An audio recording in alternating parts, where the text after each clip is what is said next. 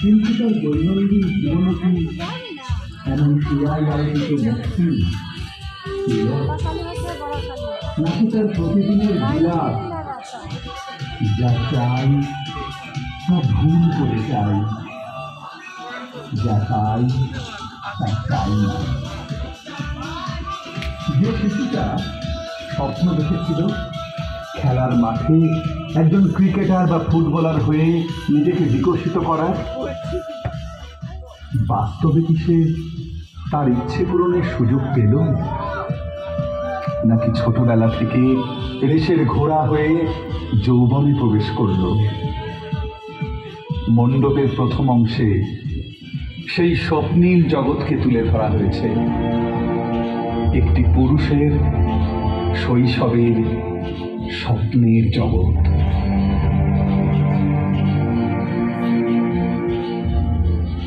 পরবর্তী অংশে তুলে ধরা হয়েছে একটি পুরুষের পারিবারিক ও সামাজিক দৃশ্যপটকে।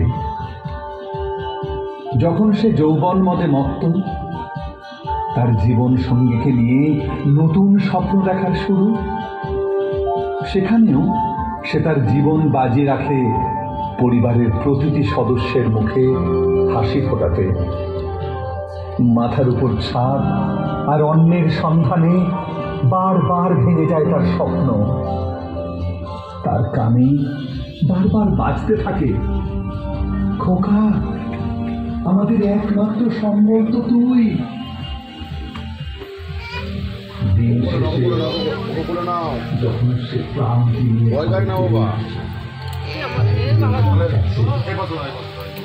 তখনই বিমার বাবা তার কাছে এসে বলে, বাপের ব্যথাটা বড্ড বেড়েছে, এই ওষুধটা এনে দে বাবা।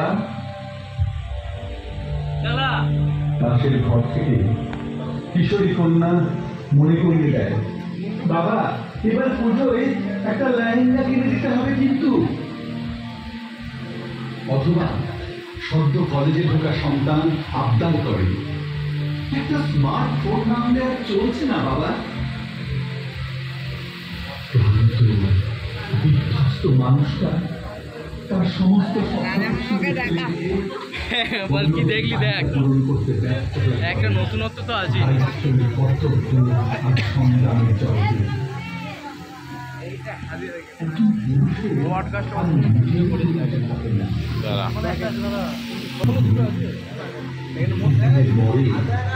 এখানে দেখার মতো তিনটে, তাই তো? এখানে তিনটে তো দেখার মতো মনে হচ্ছে চলছে না। ঠিক তখন বিসর্গকে মনে করে বাংলা বর্ণমালায় শূন্যতা ভরা এই অক্ষর, যার স্বাধীন হয়ে ব্যক্ত হওয়ার উপায় নেই, অন্যকে প্রকাশিত করতে যার জীবন ব্যয় হয়, তেমন একজন পুরুষের জীবন এক রাস শূন্যতায় ভরা। অন্যদের প্রকাশিত করাই যেন তার কর্ম, যেন স্বপ্ন, আল্লাহ, ভালোবাসা ত্যাগ করাই একটা পুরুষের জীবনের রোজ নামচা।